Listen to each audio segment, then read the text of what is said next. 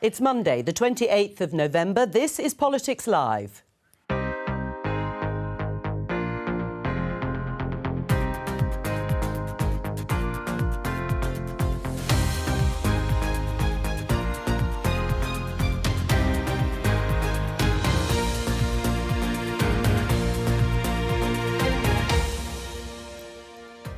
Joining me today, Conservative MP Craig McKinley, Shadow Levelling Up Secretary Lisa Nandy, Andrew Fisher, former Director of Policy for the Labour Party, and Madeline Grant from the Daily Telegraph. Today, what we've got at the minute is effectively an entire ban on onshore wind, which is the cheapest form of electricity production. Both the Prime Minister and myself have always said with onshore wind, it needs to be done with local consent. Are Tory MPs about to force Rishi Sunak to change his mind about onshore wind? Last week, Keir Starmer said this about immigration. Our common goal must be to help the British economy off its immigration dependency. Now the Labour leader says EU free movement is a red line. So why did he campaign for it in the past? There is a vision for the future of this country in which we unite our amazing country and level up. That was 3 years ago, but are politicians today really committed to levelling up? Politicians as a whole, you know, we don't come across as human enough, and this is probably the most sort of extreme way of just showing who you are. Matt Hancock's time in the jungle is over, but does he have a future in politics?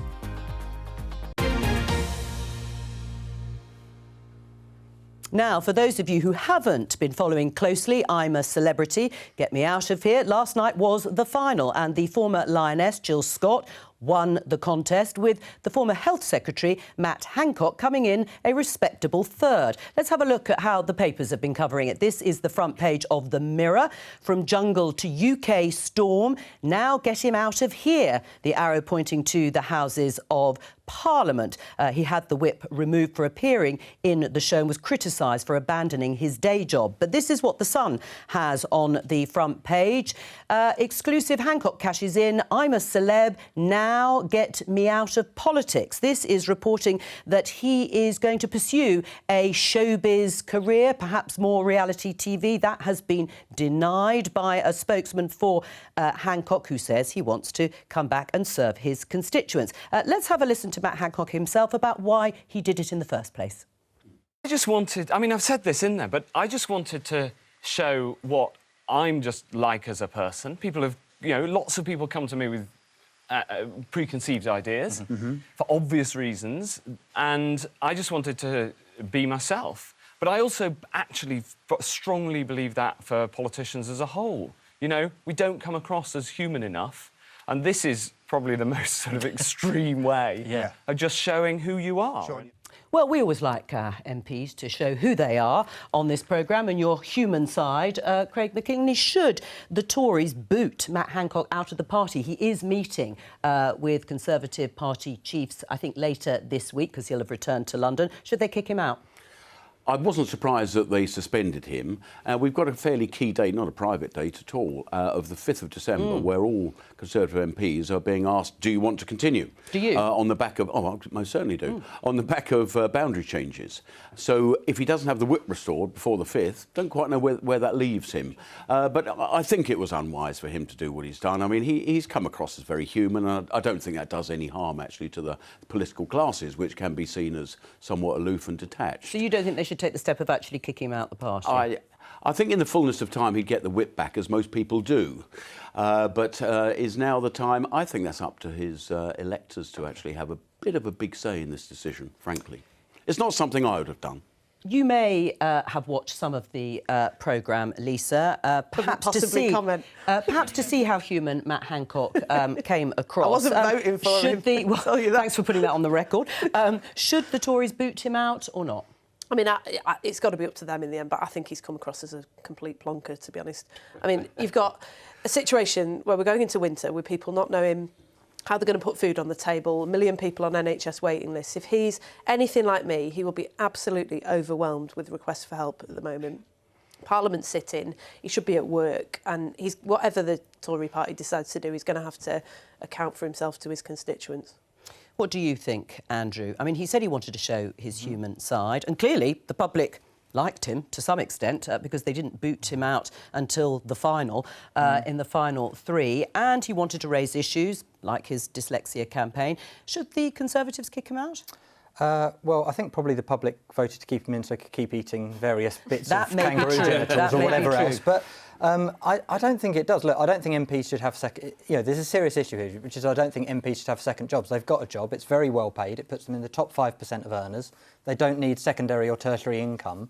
And actually, there are dozens of MPs across Parliament who spend some of their week, every week, doing other jobs for their own benefit. And that's not good enough. And actually, all of those MPs, in my view, should be booted out of Parliament, whether they're Tory, Labour, Lib Dem, whoever. Even if they're doctors? I think there's a difference. Like Rosanna I think there's a difference if you have to maintain professional qualifications. So if you're a nurse, you have to keep up with that. If you're a firefighter, a doctor, something like that. But there's very few that do that, and they should have the right to do that. But there's a lot that are just on the boards of various institutions, getting quite well paid. Theresa May, I saw the other day, got £2 million in after-dinner speeches recently. Wow. Over the last few weeks. I think that was reported in the press. So, you know, I don't think that. Boris Johnson similarly, and there are, you know, dozens of others. I don't want to pick on those two particularly, but, you know, I think that's more of a problem. Madeline? Well, I wonder what would possibly propel someone to pay £2 million to hear a Theresa May after-dinner speech, but that's another point entirely. I think Andrew actually makes a really good point there. I think I perhaps take a slightly different line on second jobs generally, that I think sometimes they can really add to the experience and the multiplicity of Parliament. But I think where you have to draw the line is when it's essentially lobbying that is purely on the virtue of that person being an MP and having privileged access. I think that's quite a different kettle of fish to someone who's bringing their other skills to Parliament. As for Matt Hancock, I think ultimately it's one for the electors to decide. I think it was a very self-indulgent thing to do, and I'm very grateful that no one at work asked me to write about it, because I haven't seen a single minute of I'm a Celebrity with Matt Hancock, and I don't regret that.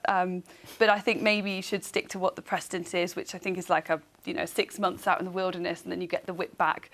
Let's see what happens. We'll report it, no doubt. Let's have a look at this headline in The Times.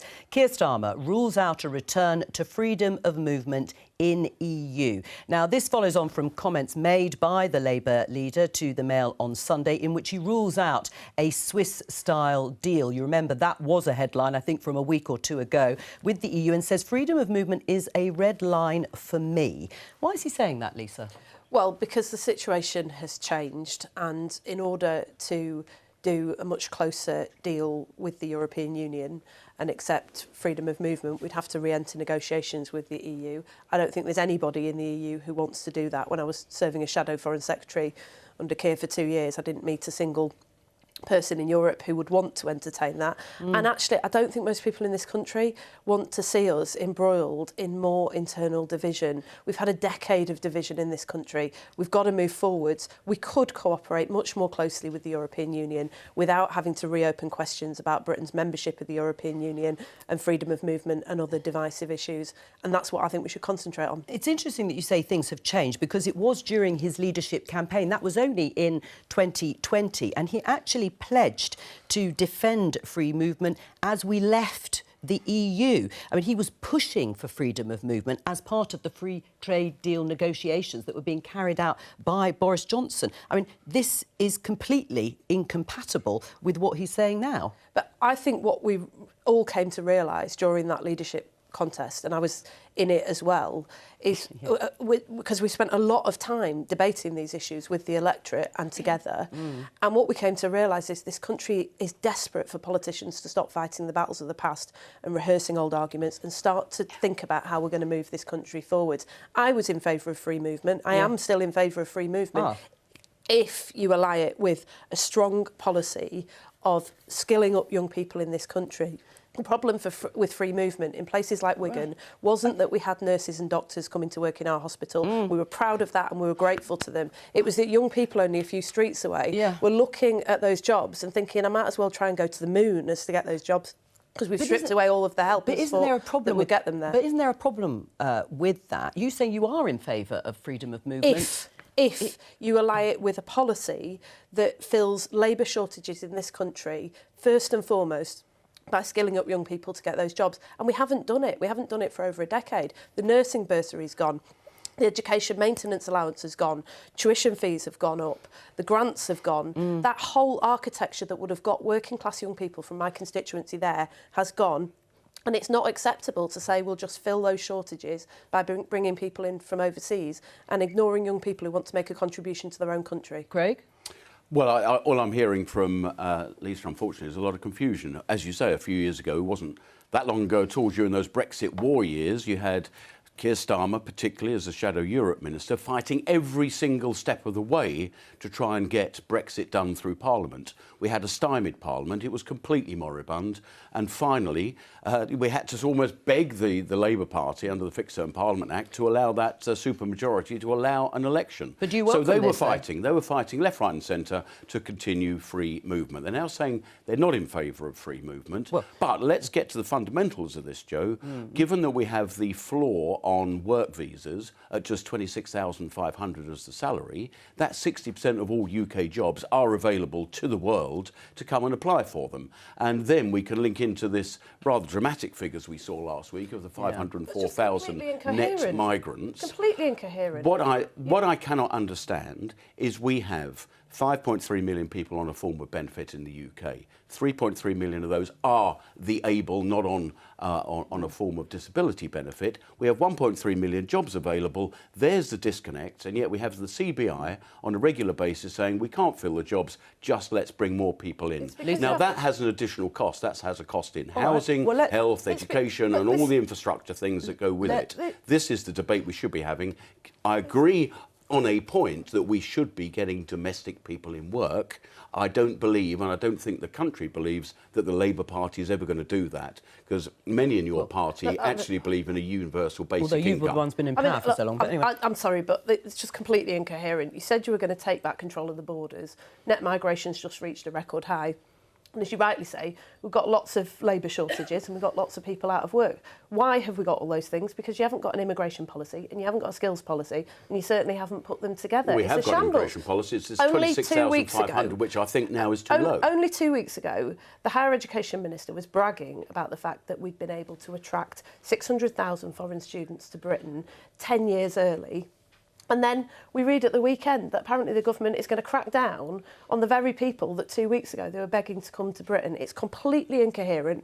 It's just posturing. These are back-of-the-fag packet policies that unravel as soon as they're announced. And it's about time somebody in government started to think seriously about skills policy for Britain and a labour shortages policy that meant that we invested in our young people and filled the gaps that then existed with immigrants who come to make a contribution to this country. We have a lot of gaps in unskilled work as well.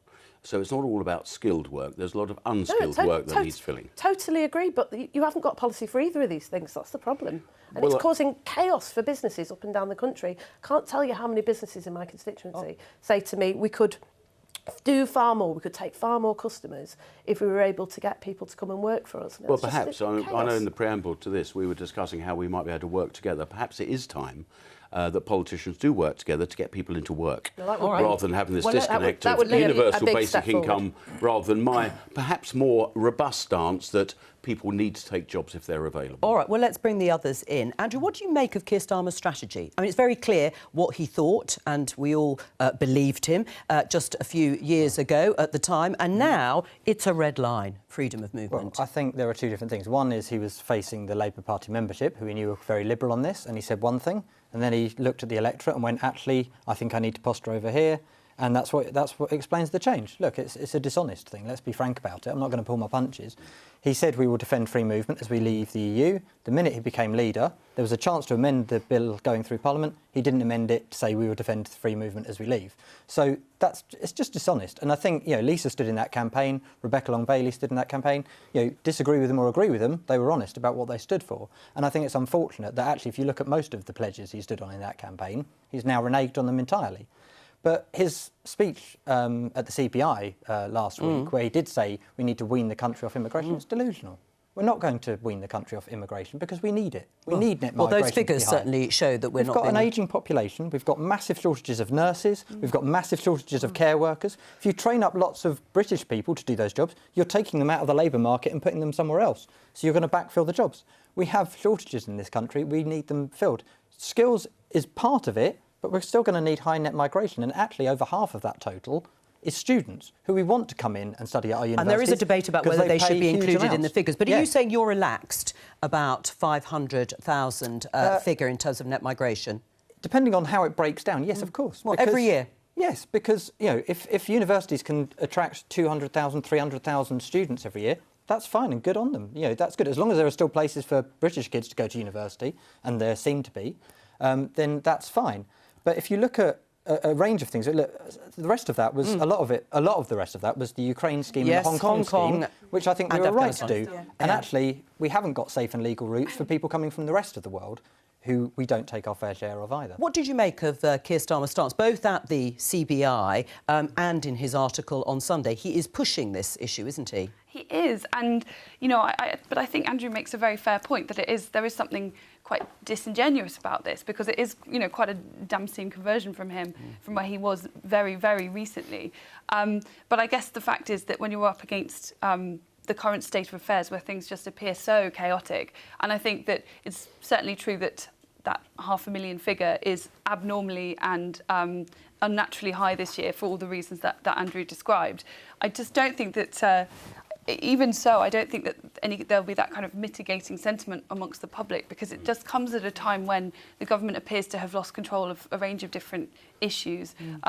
It comes at the same time as the small boat crossings, which obviously is a different thing, but it feeds into that feeling of having lost control.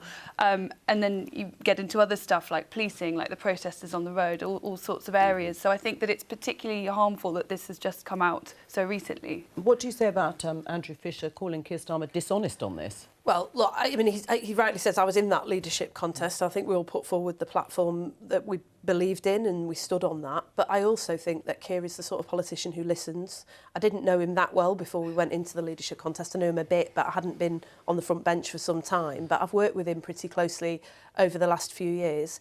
And one of the things that is a feature of this shadow cabinet is that he's put in some very strong-minded people, some very strong women, into some of the top jobs, and when they put forward views, he listens and he will change his mind, and I think that is a positive thing in a politician. Andrew? Well, look, Elise is of course not going to say that the leader of her party who's pointed to the shadow cabinet is she's dishonest. going to defend him in the way that she has. Yeah. So what do you say to that? I mean, is it sincerely held in that sense, and he is listening, and there has been a change? No, I don't think it is. I think he came in knowing what he had to say to win the Labour Party leadership and was very ruthless about doing so. And perhaps win the next election? Look, I think that's probably got more to do with the implosion of Boris Johnson and Partygate and Liz Truss than it has to Keir's wonderful charisma. But look, if he does win the next election, he's 20 points ahead, Labour's in a strong position, I hope Labour does win the next election, then great. You know, but I don't think he necessarily needs to have moved on some of the policies he has moved on in order to do so. I think the fact that we've been out this week, you know, talking about some of these issues and trying to address some very real concerns out there in the country, the speech was made at the CBI deliberately because we believe that immigration can be a very positive thing for the country. My dad's an immigrant to Britain, but you've got to invest in young people here as well. The next Labour government will do it. We've set out how we're going to devolve skills policy in order to make sure that young people can be skilled up for the jobs that actually exist in communities, and then fill those labour shortages with immigration. And we were addressing a very real concern from business that there are these huge gaps in the labour market at the moment. And when you add that to a paper-thin Brexit deal and the impact of the pandemic, you've got serious problems for businesses trying to trade at the moment and trying to do well. And did you agree then with the sentiment, weaning off Britain's dependency, as he put it? I'll come back to the issue of language, whether that is negative, but dependency on immigration. You agree with I do agree with that, but I mean, what he's promoting is politically shameless. He's got his eye on the red wall seats like yours. Oh, well, politicians being shameless. Well, I don't do that. I tend to stick to a policy once I've declared it, but it seems he's willing to flip-flop whatever his red wallers think that he needs to do to get those seats back. It's pretty extraordinary. And I'm afraid I do not believe a word of it. For a sitting Conservative MP to accuse us of being all over the place. Let's look at the immigration, some of the immigration issues on migration. You crashed the economy in 44 days. You've opposed Rwanda completely. completely. You oppose every policy we have to try and stiffen up our immigration It's cost £1 million. policy. You're against Not the a single Borders person Nationality has been Bill. removed, You've and been it's against inhumane. everything we've ever tried to do to mitigate migration, every single time. And if you now try to be believed that you're the party to be tougher on immigration, I don't think it's going to work. I'm sorry, this really is just nonsense, though, because you accuse You us want to be of tough on immigration? You accuse us of being tough on immigration, but the points-based system that you have is a points-based system that we introduced in order to ensure that we had a grip on the immigration system and that we could welcome people here to make a contribution, but we weren't displacing other people from the labour market. And instead, what you've presided over is just a series of chaos. You say we oppose your policies. You're opposing your own policies. You've got a higher education minister who is saying one thing and a Home Secretary is saying another about foreign students. It's just absurd. Based system if we stayed in the EU. Yeah, but Craig, would you We have a points-based system. We introduced it while we were in the EU. How would you describe the government's success over controlling its borders as it said it would do and having a record high net migration figure of 504,000? Well, as we've described, there are some oddities in there. Let's hope they're a one-off oddity. You've got the Afghan scheme, the Ukraine scheme, and the British national overseas passport holders in Hong Kong. That's 188,000. So there's that going on. Yeah. And generally, I'm in favour of students because that is a good British export.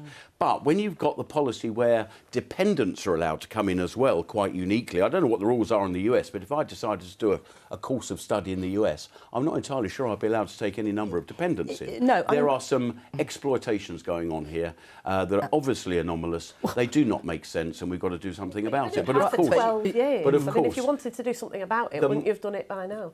the channel migrants on dinghies, I mean, let's put that into some context. Years ago, we were probably having similar numbers on the back of a lorry and we knew nothing about them. That's true. Those routes have been closed off. The difference is it is very, very but visible. These are promises set up by your own government. I'm not making a judgment about it, but these are the metrics that they have set themselves and they've clearly failed. Is there any difference, Madeleine, or much difference between what Labour and the government are proposing when it comes to migration, immigration, apart from the Rwanda policy? Well, I read this piece that Yvette Cooper wrote for, I think, The Times a couple of weeks back, and the title of the piece was something like How Labour Would Solve the Channel Migrant Crisis or something. So I clicked on it expecting to see some solutions, and it was just the most platitudinous, vague, they're very low on specific policies. Some of it was just things like, we will make the Home Office function better. Great. I imagine it's not that easy. There have been serious problems with the Home Office for some time. And I think that right now being in opposition is a very cushy gig because you can point to the chaos and say, look what happened, we can do better. But as you get closer to the election, I think people do want to hear more in the way of specifics. And something more substantial than we're going to hire some agents to crack down on the gangs or a few more people in the Home Office. I mean, in terms of the language, I said I would return to it. Diane Abbott, Labour MP on Newscast, said that this was the speech to the CBI about weaning the British economy off its immigration dependency, was dog whistle politics that sounded like the Home Secretary, Suella Braverman. Do you agree? I think she's right that it's dog whistle. It's trying to say, look, we're going to be tough. And actually, when Lisa explained it, she said, look, we are going to still need lots of immigration because we are going to have these shortages within the economy. And you can't train people overnight. We've got, I think, 40,000 nurse shortages. Even if we put more resources into that now, that's another 2 years before you've got a fully trained nurse. 2 or 3 years. So you're not going to close these overnight. You are going to need more migration. So pretending you're not is, I'm afraid, just signalling, oh, we're tough on migration too. And that is, I'm afraid, platitudinous, as Madeleine said.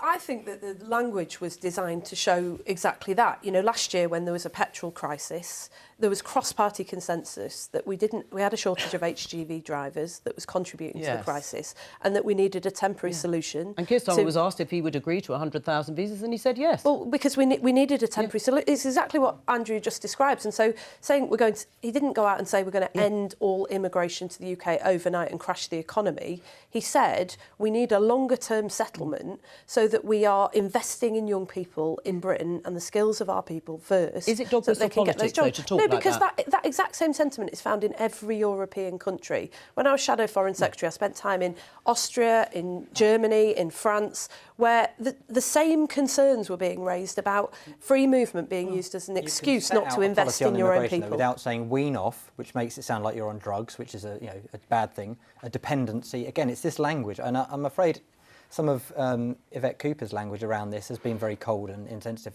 The Channel migrant crisis is because there aren't safe and legal routes. You know, Suella Braverman was exposed terribly at the Home Affairs Select Committee, to be fair, by one of your colleagues. But Yvette Cooper has been saying this repeatedly. You know, she's been at the dispatch box every week saying there are no safe and legal routes, this is inhumane and it's wrong, and that's why it benefits the people traffickers. And in that article that you talked about, she talked about not just about beefing up the capacity to be able to do that and crack down on those people traffickers, which is really important. I used to work with children who've been trafficked. But should they're victims in all of this. Is that the right language that you would be comfortable with She also using? talked about cooperating more with the French, ending this needlessly antagonistic relationship, because that is one of the reasons why we've got an enormous problem. Fair, there does seem to have been a bit of a rapprochement with France. I think it's fair to I mean, say. we always say the safe and legal It's not that routes. easy. But the relationship is in a desperate state after the last decade. You know as well as I do, there are probably 80 million displaced people because of crisis around the world at the moment. There are many more hundreds of millions that would probably rather be here or in a Western country rather than where they are. I asked one of your colleagues last time I sat here a few months ago, what is the right number for Britain? You tell me what the right number is. Is it 1 million a year? Well, 10 million? Here you go. You want a bit. Is it 50 million? You tell me what the number is. Can I answer your question? You asked for a bit of cross-party consensus earlier. I agree with Rishi Sunak on this. David Cameron set arbitrary targets for Britain for years when he was Prime Minister, and he didn't meet a single one of them. We want to make sure... Don't you think it's sensible that we say, yeah, we can accommodate that because we can then do the infrastructure, the housing, the schooling within a managed process? No, you know what I think would be sensible? I think it would be sensible to have a managed process, and you don't have one at the moment. What you've got is chaos. One of the solutions to the problem that you rightly identified is that there are many, many people in refugee camps in countries neighbouring conflict at the moment, and they've been stuck there for years. I used to work with them. It's appalling what is happening to those people. We should be setting up schemes, Andrew talked about safe and legal routes, to be able, in partnership with other countries, so that we can all take of numbers. Andrew, what's your right number? Well, look, you talk What is the right number, please? Actually, Andrew's already said 500,000's OK.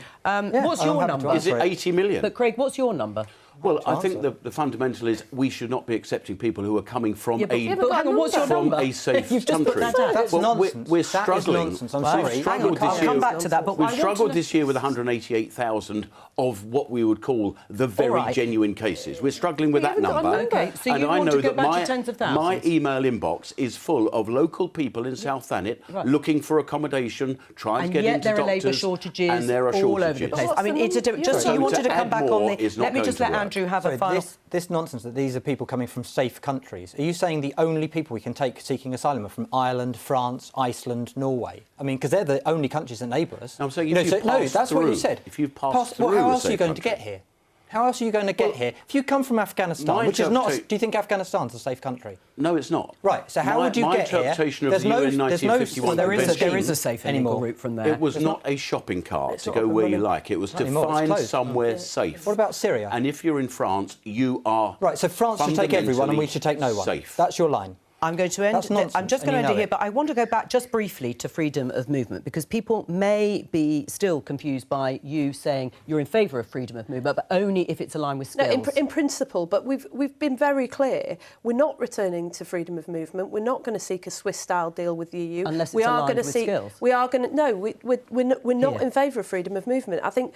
We've just spent the entire programme discussing how, with people attacking Keir Starmer for saying freedom of movement is a red line. It's a red line. We couldn't have been clearer about that. Right. We'll end it there. Let's talk about this headline in the Sunday Telegraph. This is Gove, Michael Gove, fuels Tory revolt as he backs onshore wind farms. Now, this is a mounting rebellion within the Conservative Party against the continuation of the effective ban on onshore wind farms, new ones being built, contained in the Levelling Up Bill. An amendment by former Minister Simon Clarke to lift the ban on them has Labour support and a reasonable number of Conservative MPs. It could provide the numbers to defeat the government. Now, just to remind you that this effective ban on building onshore wind farms was brought in 2015 under David Cameron. We can show you a flavour of some of the protests at the time, public pressure that was building up to him banning it here in Wales, first of all. Cornwall and in Cornwall led to the coalition government taking that effect. So very few new wind turbines have been built since then in England, many more in Scotland. There's reportedly a cabinet split now over whether or not that ban should be lifted. Craig, should it be lifted? I'm very much in favour of localism. I think fundamentally the whole wind ambition is nonsensical. We've got most wind turbine manufacturers across Europe are currently going bankrupt.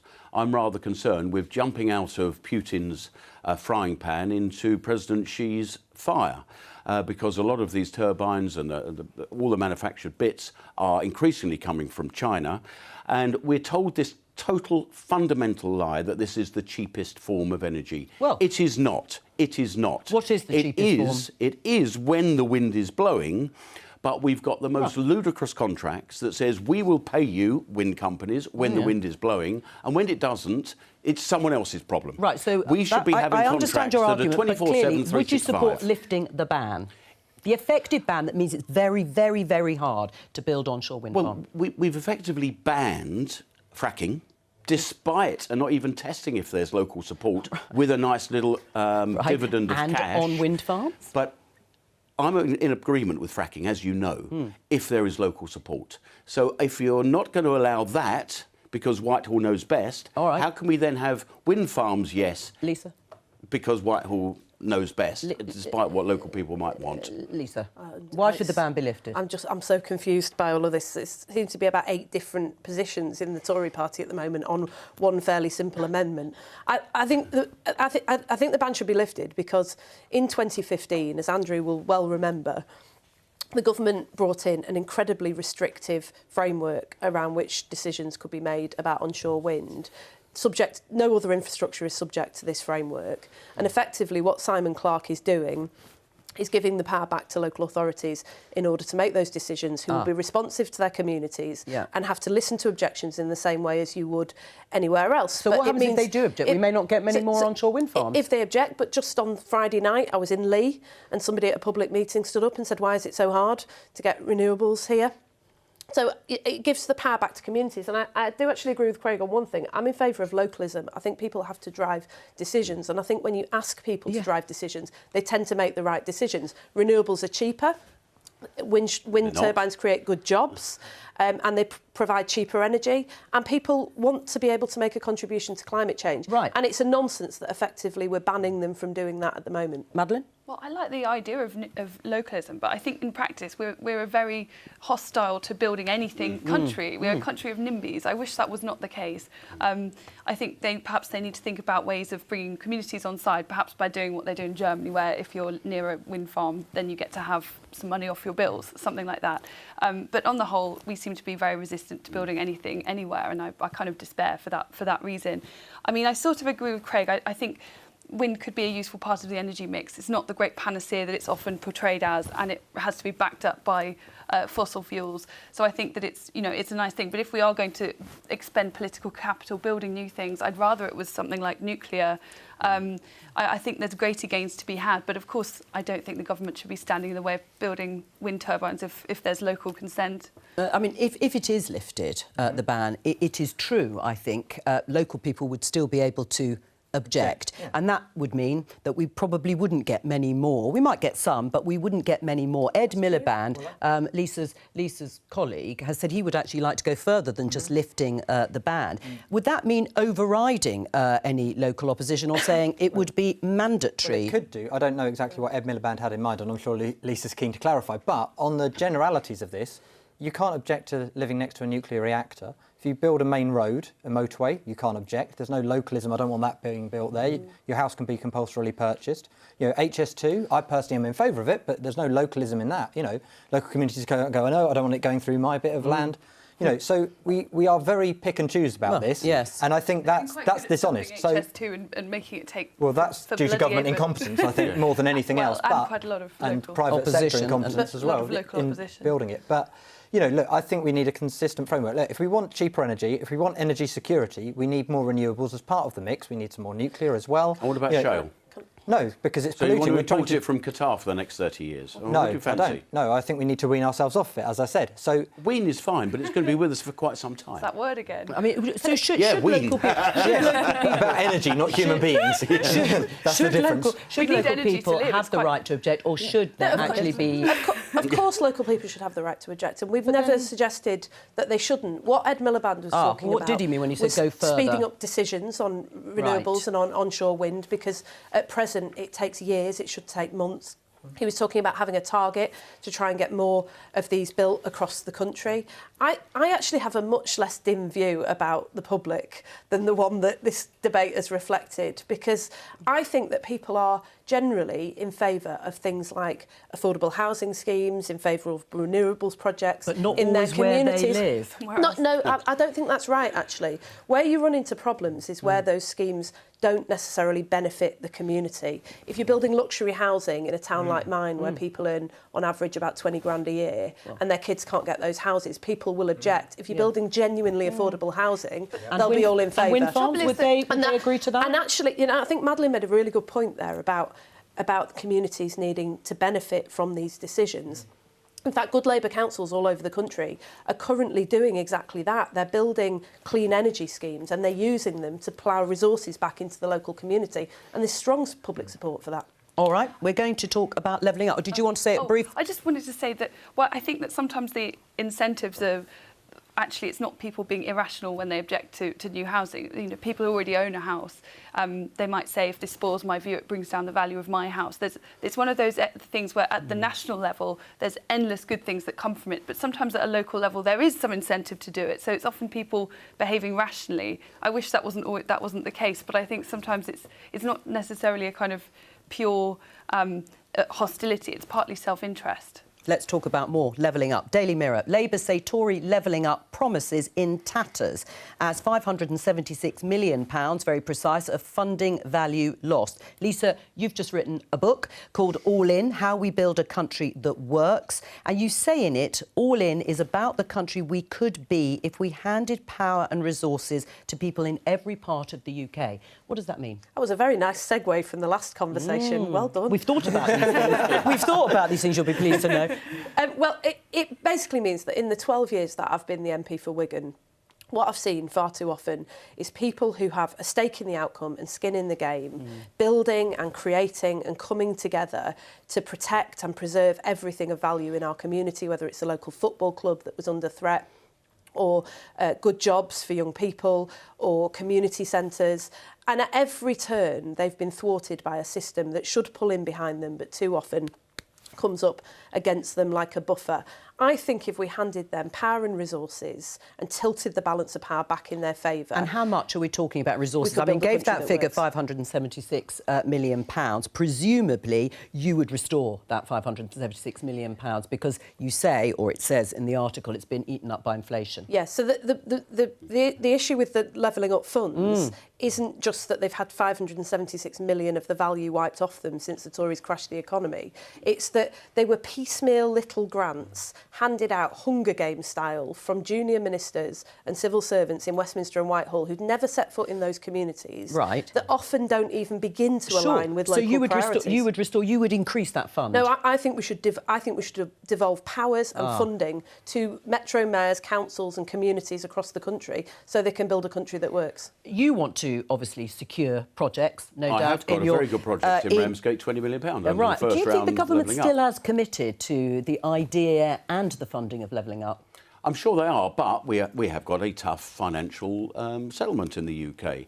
Now, the thought under, sounds like Lisa's plans, that the local councillors would be doing the cherry picking of what are going to be winners or not, I'm afraid fills me with dread. I'm more market driven. There is a world of global capital out there, a lot of it looking for a home. I rather we had a more benign tax economy that actually encouraged that type of investment in Wigan, Ramsgate and everywhere else. Well, Craig, you'll be delighted but to know top-down then telling that people what they will do, I'm afraid never really sits well with me. That part of the argument in the book is that people in their communities, whether they're business people, whether they're local politicians, whether they're part of our workforce, they understand the assets and the strengths in their communities. And they have a much stronger sense of how to come together in order to create a system that works. So rather than having this top-down system where we, in one of the most centralised countries in the world, where we dictate from the centre what you should be doing in Grimsby, the people of Grimsby were only too well aware 20 years ago that they needed to invest in the wind industry. And look at where it's got us. It's got us good jobs, it's got us money back into the community. You've got young people from one of the most deprived estates in the country powering us through the future. You can't do all of that from Westminster and Whitehall, and I think we should build partnerships to change that. I agree with that, but it sounds like you need to rename your book A Good Dollop of Socialism.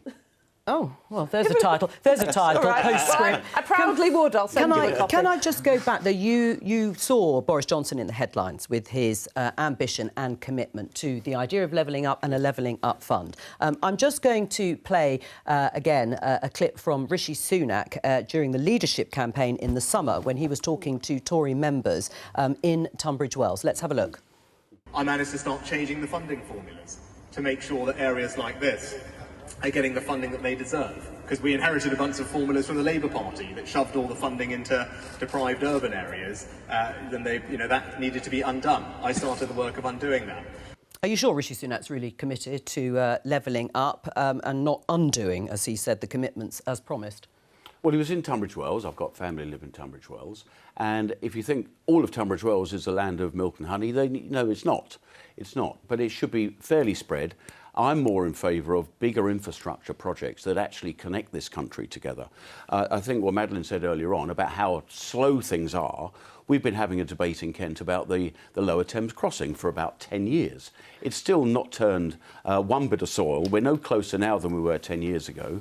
If it were China, I'm glad we're not, but if it were China, they'd have built 10. Right. So we have a lot of these problems going on because of sloth in the planning system. And I mean, you've explained that, and you said so too, Madeleine, but broadly, who decides on priority areas? Tunbridge Wells and Kent just as deserving, poor parts, as big metropolitan areas or towns like Wigan? Look, I mean, that clip from Rishi Sunak was atrocious. He was standing in He said he was taking it to rural areas that are also... Yeah, I'm sorry, and he didn't. He was standing in a leafy garden saying, bragging about bringing money from poorer... That's what they areas, say. All I'm doing is putting that out there. I mean, who decides the priority areas? There are poorer parts of areas that you would consider normally well off. There are. But look, I think it has to be based on need. But look, I live in Croydon, where the council's just gone bankrupt for the third time, this time under a Tory mayor.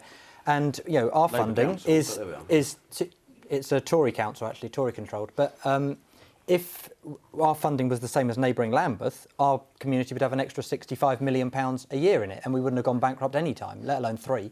So, you know, levelling up isn't just about the rest of the country as well. There are huge pockets of deprivation in London where funding is deeply unfair, even within the settlement we've got now. Part of the reason for that is because we've created a situation where we've written off the contribution of most people and most parts of Britain, and by doing so, we've crammed more and more people into a few major cities, and you see the costs of that. You'll see it every day in Croydon. Levelling up, do you think it's ever going to become a reality? I mean, if we take it as initially sort of outlined, this divide between particularly north and south? Well, I mean, actually, the north-south divide is real, but most of that is actually London. Once you take London out of the equation, it can give you quite a misleading picture, because once you take away London, there's often real parity. And huge divides within London as well. Oh, yeah, of course. And you know, I grew up in the countryside, and in a prosperous area, but there were pockets of rural poverty near where I grew up that were very, very real. So I think it's wrong to dismiss that and act like, you know, sending more money to rural areas is pure opportunism and naked ambition. But I think that the thing we could do most of all is to take a look at the planning system that chokes all development, all infrastructure projects and all of that. And it may mean going back and tweaking stuff that dates back to the time of Clement Attlee, but I think we have to do it because it's been holding this country back ever since. Do you think a Labour government would level up? I think it would do so more than the Tories. I mean, look, we've had various slogans over the years, haven't we? We had Northern Powerhouse, and they've just cancelled the rail scheme that was the centrepiece of it. We've had the Midlands Engine, that didn't materialise into anything. Now we've got levelling up, and actually you see it's sort of falling apart, and there aren't many of these schemes up and running, and what there is very small beer, and actually they've taken more funding away from councils than they're putting into these. That's all we have time for. Thank you to all of my guests for joining me today on Monday. I'll be back tomorrow at the normal time, so I can remember at 12:15 here on BBC Two and on BBC iPlayer.